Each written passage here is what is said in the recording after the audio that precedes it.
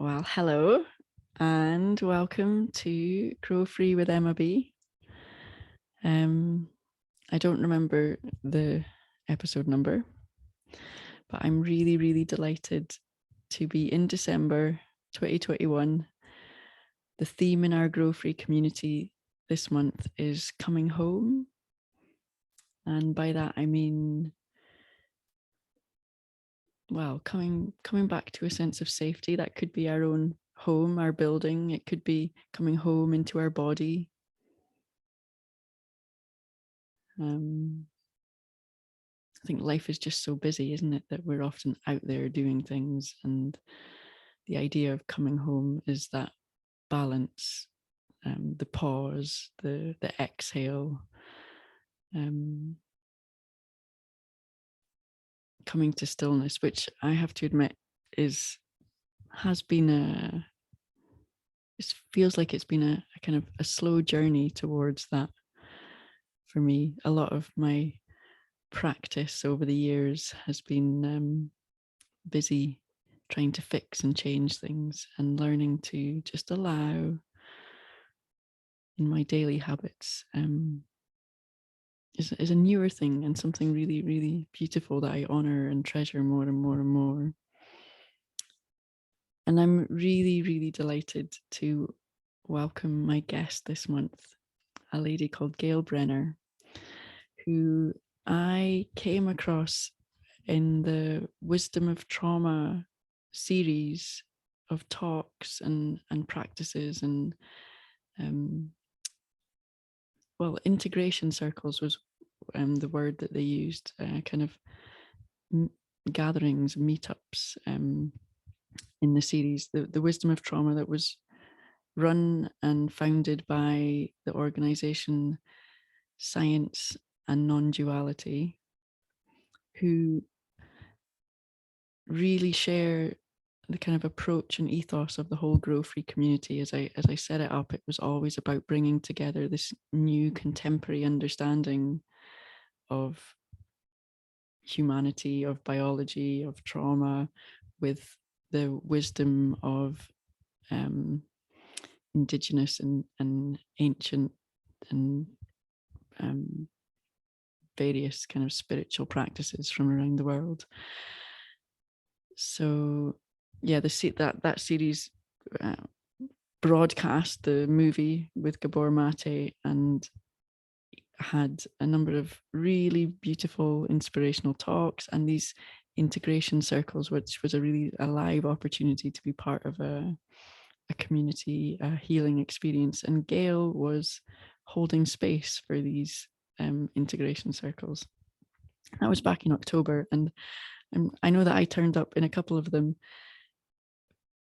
in feeling a high level of overwhelm, kind of that dysregulation. This year for me has it feels like it's pushed all the buttons of stuff that still needed some space and healing and some resolution. And these were beautiful spaces that were held with people that I recognized knew what they were talking about. It was really a lovely experience to be part of a kind of global gathering around trauma, around recovery. Maybe Gail, you'd like to introduce yourself here and how you came to be part of that series. Okay. I actually didn't realize that's how you heard about me. That's lovely. Yeah, it was fantastic to facilitate those circles. So I'm a psychologist by training in California, and a spiritual lover, a lover of the non-dual teaching. And what's been happening in recent years is that the two of those paths have been coming together in a way that just feels really right and resonates with myself and seems to be with other people. So I have a long history of being a normal, regular psychologist with a practice, and I have a lot of experience working with the elderly and nursing homes and assisted living facilities. And I've done research that was all in my past life. And now I lead groups online and see some individual clients, and have written some books. So writing is a part of what I love to do, and just love sharing what's been alive for me and what's really helped me, and holding space for others. And that's what I'm loving these days. Oh, well, we'll definitely get links to your books and courses and resources within the Grow Free community. I'd love to share those there. And, you know, it was quite immediate that I felt the way you held the space, even online. The presence really shone through, the permission to just turn up completely as you were. Yeah, I mean, and then what I did was I joined one of your courses. I think it was a 6-session course,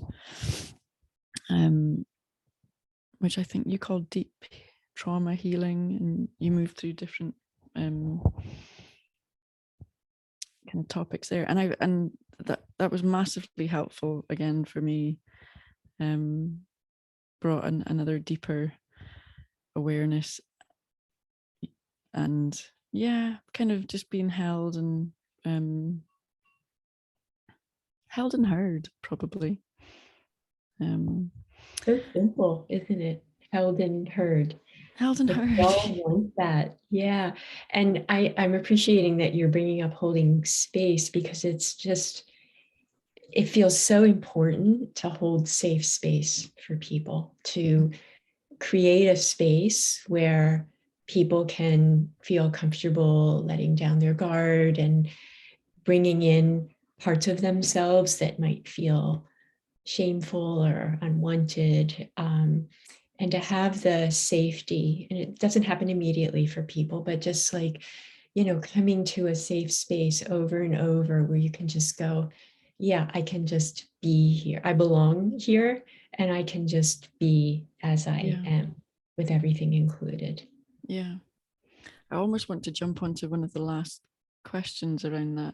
I think we'll come back to that, because it's around this whole idea of community and how important that is, in terms of even just having that modeled. There's work you can do one-to-one with a therapist, but equally then being part of a community where other people are modeling that vulnerability is super powerful as well, isn't it? Yeah, Absolutely. we'll come back to that, I think. Otherwise I'm likely to get lost, and at least my question points here will keep some focus or direction for me. So you described there how spiritual practices have been coming together recently with more psychological practices in really useful ways. And I would say, in my experience, 2004 would be a kind of turning point where I got into kind of recovery from addiction, and it was a spiritual environment, a spiritual peer approach and program that I found at that point, a 12-step. And it brought a lot of transformation. It was definitely a shifting point, but equally, I would say I've done a lot of what I've heard described as spiritual bypassing, the kind of that belief that my higher powers brought me here for a reason, and almost trying to make everything that was going on somehow okay in terms of a spiritual lens, as opposed to feeling a lot of the stuff that I now know was stuck in my body. And for me, it was almost like my rational mind needed to have some of this education around trauma in order to let me slow down enough and get in touch with it and feel some of those feelings. Um, uh, is there anything that you would describe or say around how you came to combine these two approaches, or how you have used them together for yourself, for clients? What difference you found when you could bring them together? For me, the core of it is about the nature of identity, like how we define ourselves.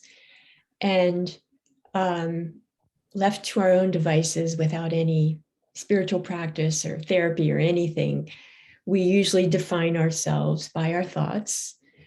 And we end up thinking that we're limited and not good enough, and need approval in order to feel good about ourselves, or scared, too scared to live fully in our lives. And psychology or psychotherapy, in my experience, can only take us so far, because it's like it's we improve how we feel in ourselves, and it's like a better identity, but it's not really the full freedom that's possible. And the non-dual teaching offers the reality that who we are is not anything that our thoughts tell us.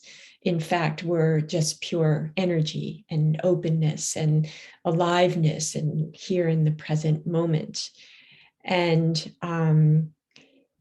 so there's this integration of going into feelings and the psychology and the conditioning and what happened and all of that, and coming into our present moment experience to realize that the past is past. If we're still thinking about the past, we're doing it in the present. So our opportunity here always is to find our way into more and more into consciously experiencing the present moment. And that's where freedom is. So that's, in my mind, the way that those two paths are integrated, that really helps people. Really helps Through that people. idea of identity. Yeah, Yeah, exactly. which Because as we interestingly, heal, our identity changes. We may not realize it or define it that way, but the way we think about ourselves and our capabilities and our capacities and how we are in our relationships, all of that stuff changes as we heal. So that is our identity shifting, the way that we're thinking about ourselves and what's possible for ourselves. So that's what changes with healing from trauma. mm-hmm. And that whole word identity, like, kind of relates to attachment, right? What we identify with, what we identify ourselves with. And you spoke at the beginning there, it's often we identify with the thoughts and the fluctuations in our mind. I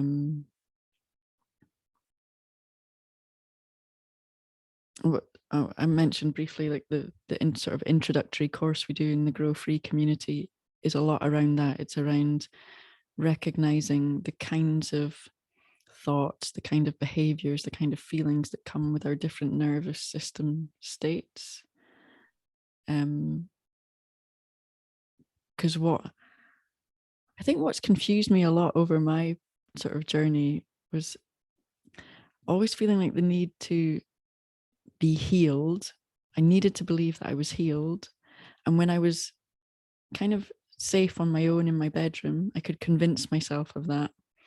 But whenever I got triggered, those other parts of me rose up, and the storylines rose up, and the feelings rose up, and in those moments I would be that identity, as opposed to having those thoughts or having those feelings. And I really liked the way that you the kind of wording you put in the course and in your teaching around, rather than saying I'm feeling this way or I think this feeling is arising, or this story is is arising for me, or with, I don't know, even for me, but within me at the moment. So it's not taken as personal, Yeah. as a personal description of who we are.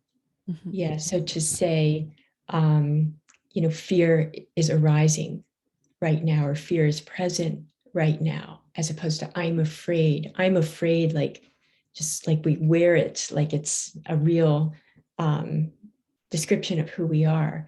But to say fear is present in me, then there's the opportunity to look at, well, who is that me that fear is present in? And that's the beginning of the unattaching from those kinds of thoughts and feelings that grab us. Yeah, and shifting our identity into that broader observer consciousness. Yeah, and the words we use to speak to ourselves, I've realized more and more on those moment by moment basis are so important. Being mindful of um the narrative or the words that we're allowing, not necessarily allowing, because they're going to arise anyway, but that we're holding on to. So hard um sometimes. and if we think then of this shift in identity, coming coming to identify ourselves more and more with the observer, with the consciousness, with the space, and we describe that as coming home, maybe, like, and this is stuff that I came across years back in my yoga teacher training. The first few sutras of the first few yoga sutras are about, basically all suffering comes from a confusion of identity, identifying with the fluctuations in the mind. We get confused and we cause suffering by identifying with those other parts, with the stories, with the fighty, flighty, freezy parts of ourselves, and we forget the bigger sense of who we are. And in that way, we could say we forget what it is to be home, and we could call that coming home, coming back to our true self. Because we've got this theme in the Grow Free community this month, let's call it coming home. When we remember truly who we are and how to be in this present moment, how to belong in our body right here, right now, call it home. How do you honor that? How does that sense of being at home, coming back to that true self, support you? How do you nurture it? How do you support others in your work? What tips, what practices? Well, I'll start with how that works in myself, because it's just as much as is available to me how I live. Constantly, like living from the inside out, meaning that I'm aware, and it's just been experience, really kind of training, I want to say, or definitely practice, although I wouldn't define it as a practice. It was just interest. Like, it just reduced my confusion when I could see what I was feeling inside. Like, if I'm in a interaction with someone and it doesn't feel good, it's not, I used to judge the other person and want them to change. And then sometimes I would judge myself. But I've learned a way more compassionate approach, which is to bring my attention inside and go, oh, there's a young part of me that's just been activated. And as soon as I can do that, I just have so much love and compassion, and the judgment is gone. And clarity comes because I can see what's happening in the interaction better. And it just is a huge relief to know what's actually happening here. And it takes the willingness to want to and be able to turn your attention inside to see what's there, to see what's actually going on. And I found that incredibly, incredibly useful. So it's I mean, I hesitate calling it a practice because it is, but I don't think of it in my life. It's just how I live. You know, it's a living way. It's interesting that the word practice in Sanskrit is abhyasa, which means like literally a coming back to the most intimate part of yourself, coming back again and again. Yeah. I think the word practice in our culture means something different, doesn't it? It means it's more active.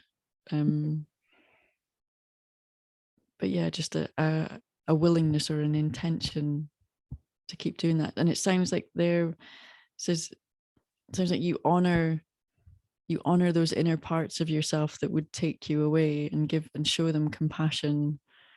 And you honor the other person and their inner parts, and you honor the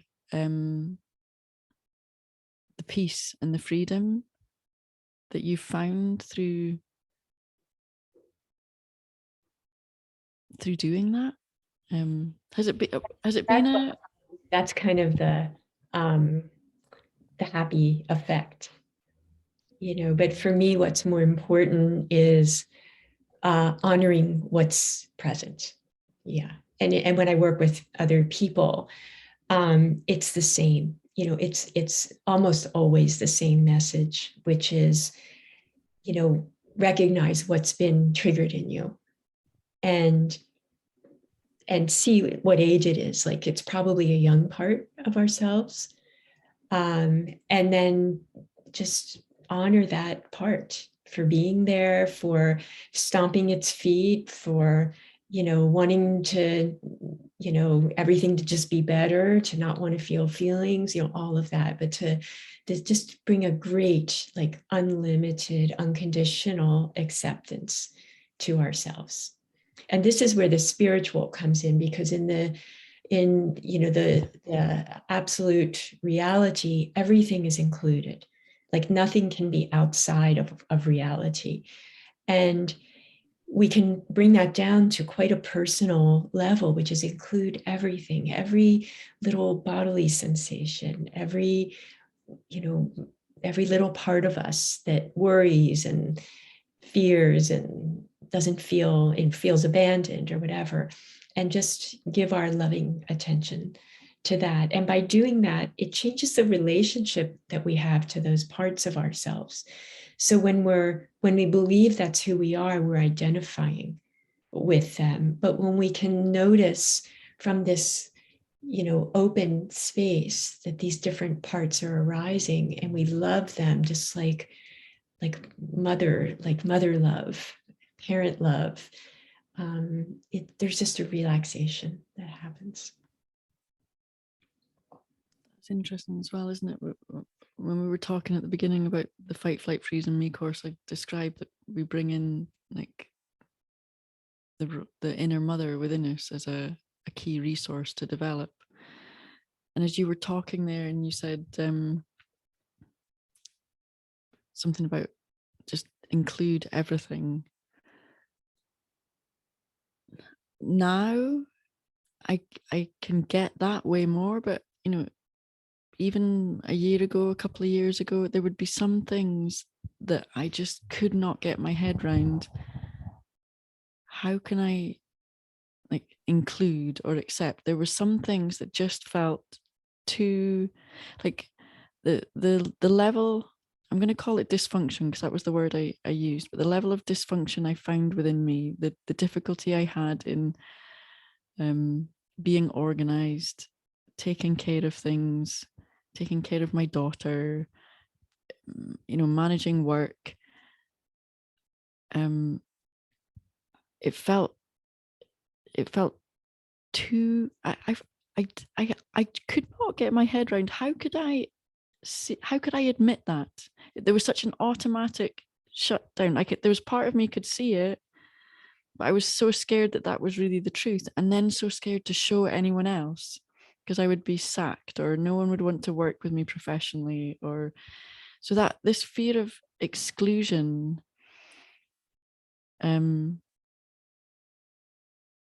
it always feels to me like, you know, the kind of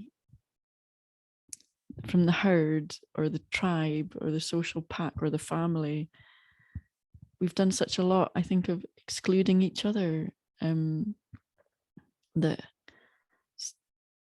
I don't know, giving that permission then to include it. Have you, how do you support people where it feels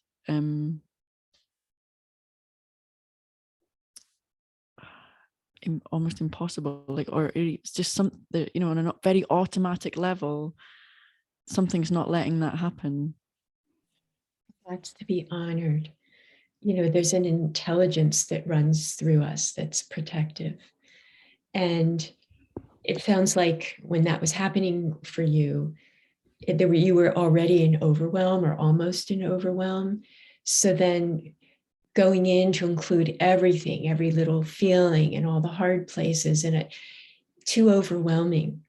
So what's really important to know so that we can take care of ourselves, some people call it dosing, you know, we go in a way at a pace that feels right for us with the support that we need. So it's not like blowing the doors all open and just getting flooded, because that does not work for the nervous system, for ourselves, for our functioning. It's just, and you can't do any work with it if in overwhelm. So to have that intelligence in you say, I can't do that right now, go to all those hard places, that's to be honored. Yeah, and that's where, when, and we spoke at the beginning about, you know, in Scotland there's this move to become a trauma informed society. You know, I've heard about, I've heard this, people saying just take it slowly, yeah, microdosing, um don't don't go to the places that feel too much. But I have, like, in my experience, for a lot of years there, I didn't know how to be anywhere else but overwhelmed. I didn't have the awareness for, I do, you know, I didn't know how to let life, I didn't know how to keep myself in a safe space. So, you know, whether it might be choices that I was making, um very automatic things. But when I look back now, you know, I put myself constantly beyond, into the wilderness, beyond any window of tolerance. That I, you know, perhaps looking back with the awareness I have now, I could maybe do something different. But, you know, as much as on a kind of a therapeutic level of saying, where do we bring our attention, what do we allow up, there's the kind of the world, the out there living in the world at the moment, where we could be supporting each other, I'm sure, to feel more safe in our daily lives. I don't know if you have anything to say around any of that. That's the beauty of what you're doing in your community, because, you know, somehow, so you were in overwhelm, but somehow you found tools and support, and maybe it took a few years, and that's fine. And, you know, we find these things when we do. I didn't start meditating till I was in my early 40s. And of course, I wish I would have known about a spiritual pathway before Mm, that, but I just didn't. It's how it was. mm, And to be kind to ourselves around that we, you know, and focus on what we do have rather than what we don't have, yeah, yeah, that you did find your way, and it couldn't have been any different. And in fact, that degree of overwhelm led you to where you are today. So there's something valuable in that for sure. yeah. And that awareness, if we think about identity and, you know, shifting into helpful identity, if we think of the collective now and being here in this present moment, all that awareness can go into supporting each other to feel safer and safer now, here and now. Absolutely. You know, we're Yeah. all connected in the same energy field. So when one one of us or one thing or one moment changes, it changes everything. Yeah. Which kind of brings me to the next question I was thinking about, which is that seeming contradiction of where you're saying, the key is to include everything. It's to allow anything that's coming up within us, to allow the overwhelm, maybe not go there and spend too long there, but to allow it when it does, and to allow it in a way that we're not expecting or looking for change. So when we include and accept and allow without expectation, or we're looking for that approach almost in order to allow some transformation, that kind of contradiction. What's your experience there, whether it's with your own traumas or fear patterns or witnessing among clients, that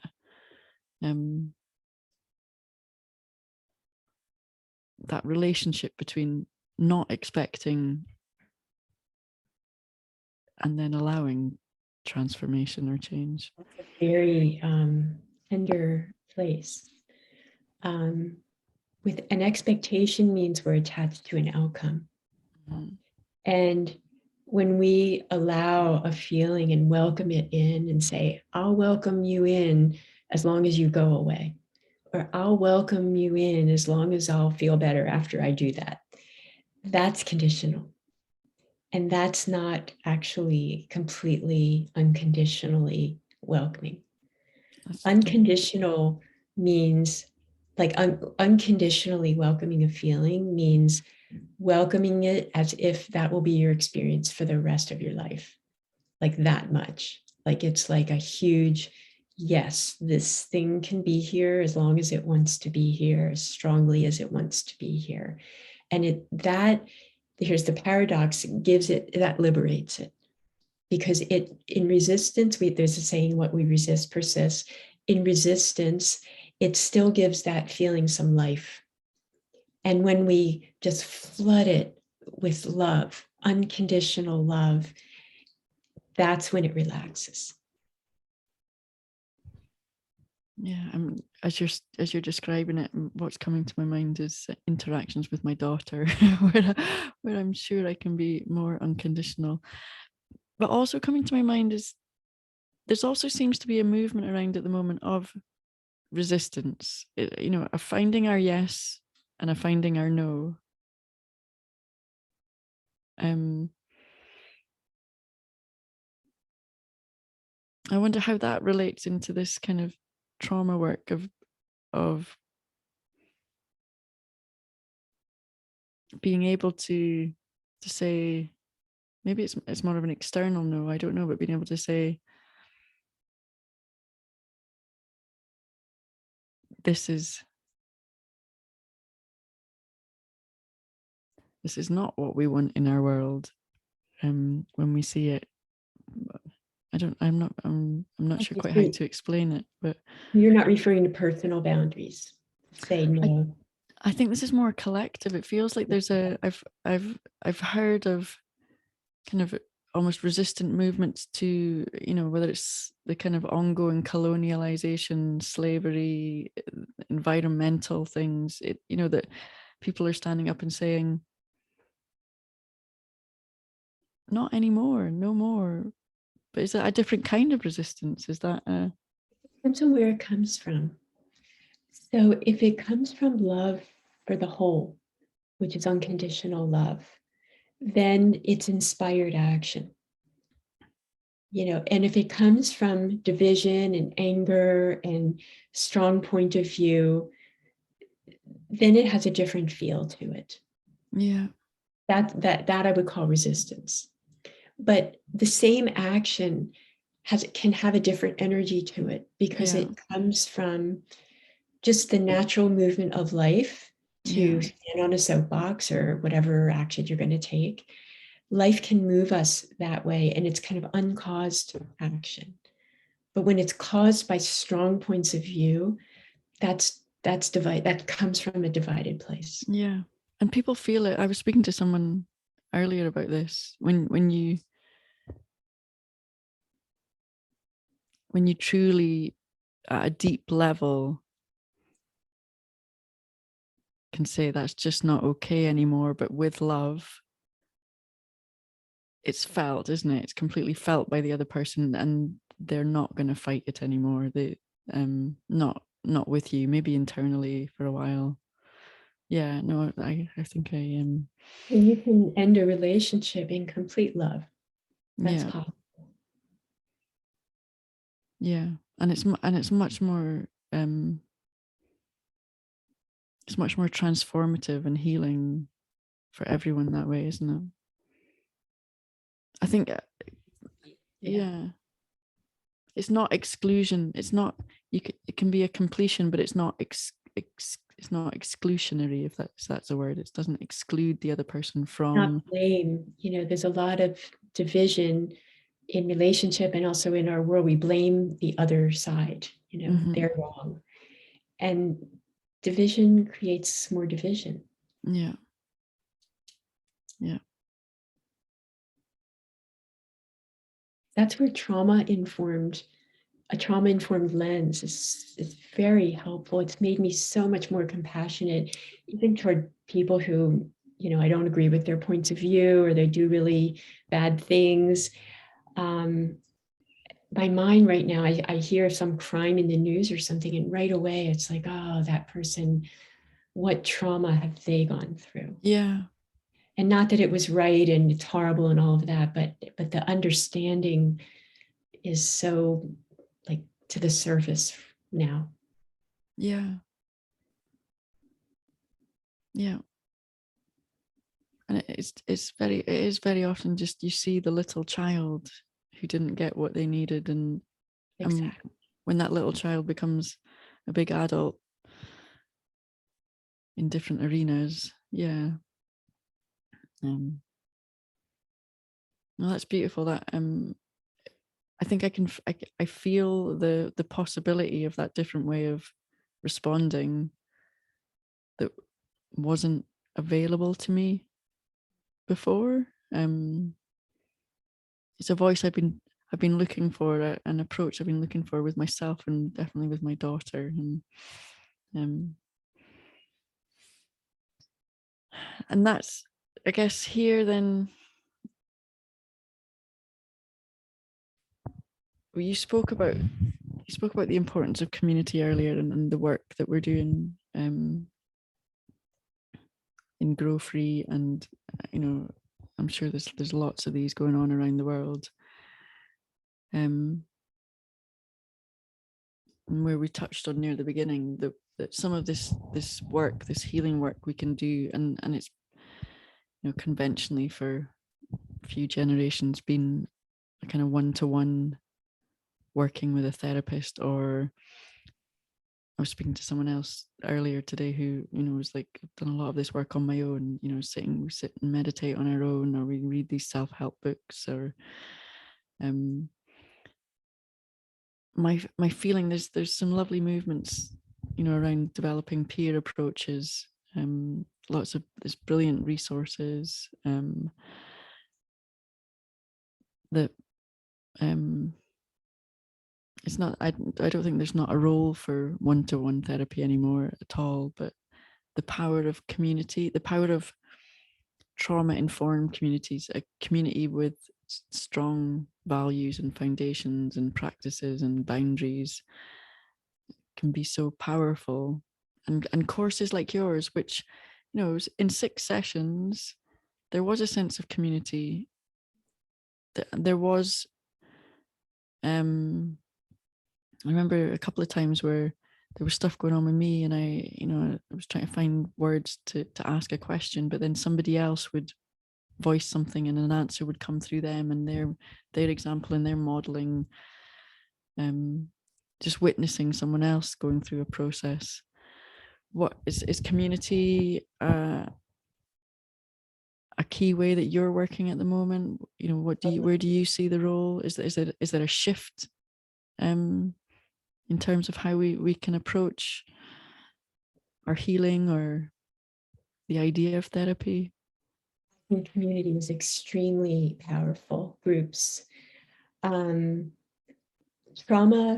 happens in relationship, so it needs to heal in relationship. And traditionally, it's been more the one-on-one therapy relationship.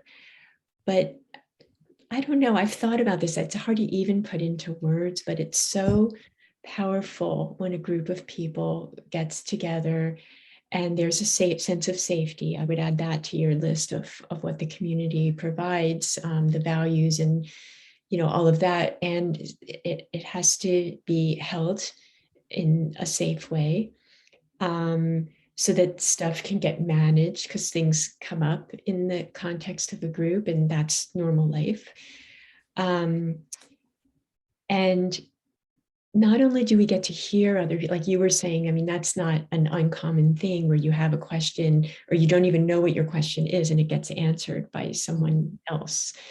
And we get to give to other people. Like when we're, like someone is in distress and shares, and we get to hold space for them so they don't have to be alone. So we get to give to others what we also need. And by doing that, we're giving ourselves what we need. So it works both ways. Yeah. By giving, we get. And it's just and we connect so deeply with what we might call strangers, but we connect in the heart, in the one heart, in the place where we're not divided at all. And that becomes so transparent when it's safe and we can be vulnerable. Yeah. We can only do that when we feel safe, can't we? Only when I we're think safe. it feels like there's been a culture in our societies where the kinds of connections and relationships we've been able to have been at a certain level, from my protection to your protection, from my mask to your mask, and getting in on that deeper level has been maybe less common. I had a conversation with 4 people earlier who were describing that similar thing, that finding it hard, it was harder for them to connect more intimately from that heart to heart. In January, February, in the Grow Free community, we're going to run our first peer-to-peer course and get, establish that peer approach more formally, and develop a kind of an agreement, a shared understanding of what we need in that community, what will make it safe for us. I'm thinking also of indigenous cultures where community and ceremony and regular opportunities to allow feelings to come up and be released were included, and that there were elders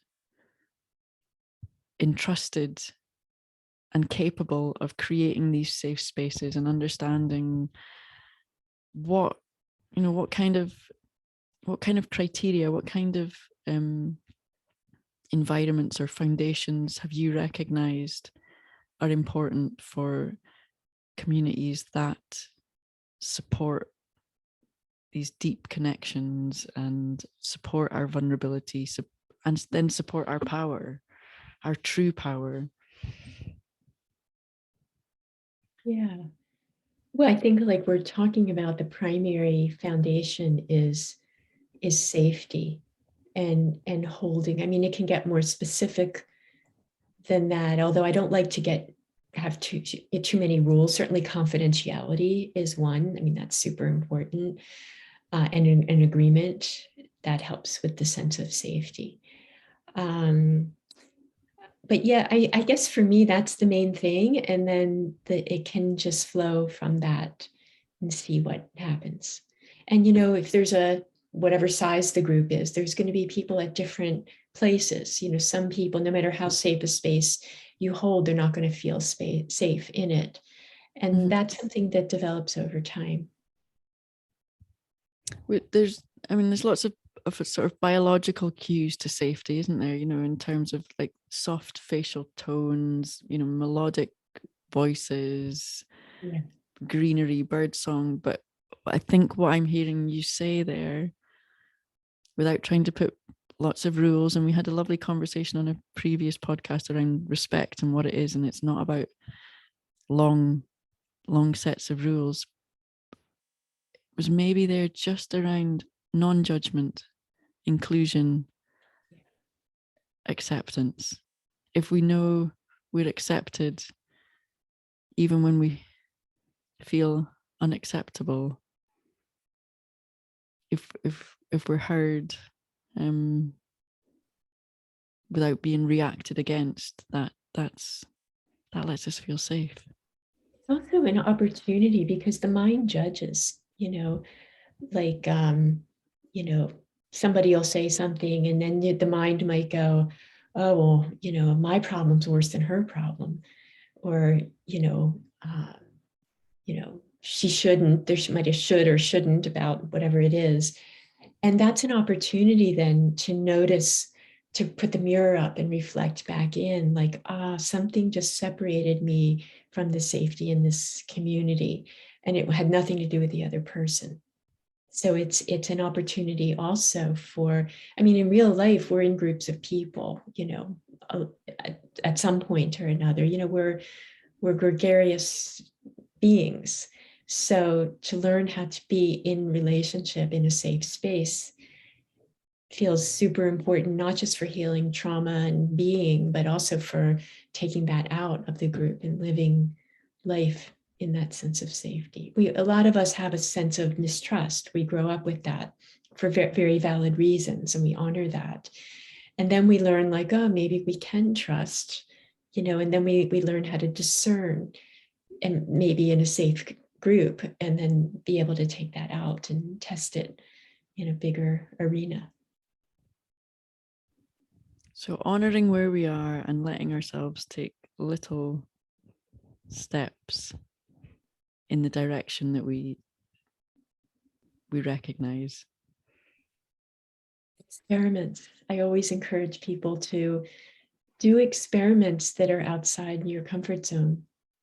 And it could be just the littlest thing, like just be in a familiar interaction and just for the first 2 minutes of it, just be quiet and listen more, or, just slow it down, or whatever it might look like. But do experiments, because that's how, when we think about change, it changes.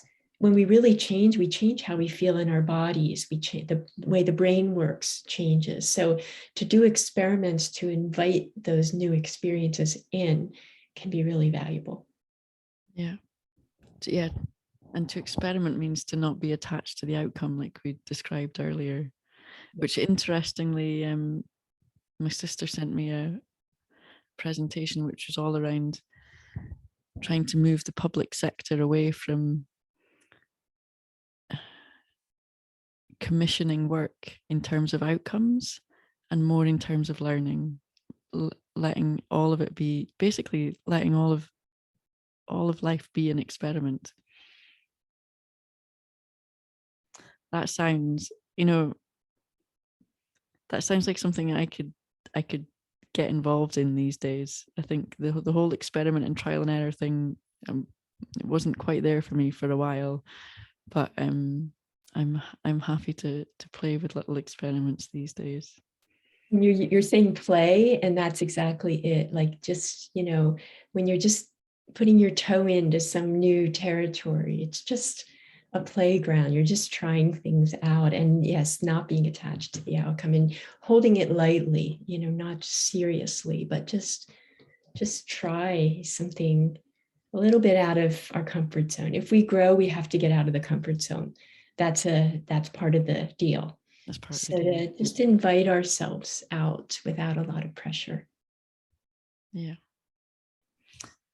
Well, I'll end this then with an invitation to anyone who might have been listening. it's an open invitation into the Grow Free community. The main space is freely available to anyone, and in there there's resources and the chance to connect with other people. There are paid areas. Everything is as affordable and sliding scale as we can make it. And we'll be hosting signposts to different resources, and I hope that we will have some of Gail's courses and workshops and books listed in there before too long. Thank you so much for a really lovely conversation. Thank you for the course that I did a few weeks ago. And is there anything you'd like to say in closing here? Be kind to yourself. That's all. If I had one piece of advice, that would be it. Yeah, and if you can't be kind to yourself, be a little bit kinder. Yeah. And thank you, Emma, so much for this opportunity. Really very sweet. Thank you.